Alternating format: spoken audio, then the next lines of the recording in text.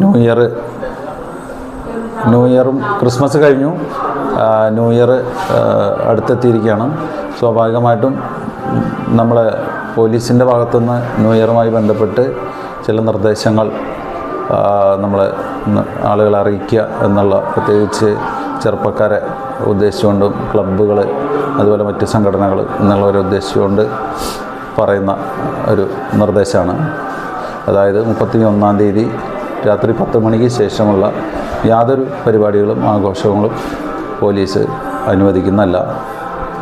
ഇത് കൂടാതെ ക്രമസമാധാന പ്രശ്നങ്ങൾ ഉണ്ടാകുന്ന വിധത്തിലുള്ള എന്ത് തരം ആക്ടിവിറ്റീസും നേരത്തെ തന്നെ കണ്ടെത്തി അത് തടയുന്നതിന് വേണ്ടി കൂടുതൽ പോലീസുകാരെ നമ്മൾ ഡ്യൂട്ടിക്ക് ഉദ്ദേശിക്കുന്നുണ്ട്.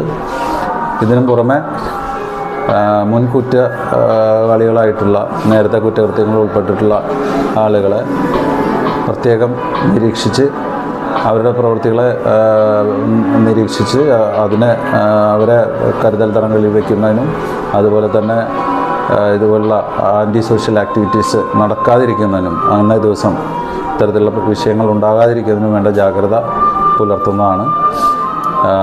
ഈ ഒരു അറിയിപ്പ് കൃത്യമായി മനസ്സിലാക്കി അത് ഉൾക്കൊണ്ട് പ്രവർത്തിക്കണം.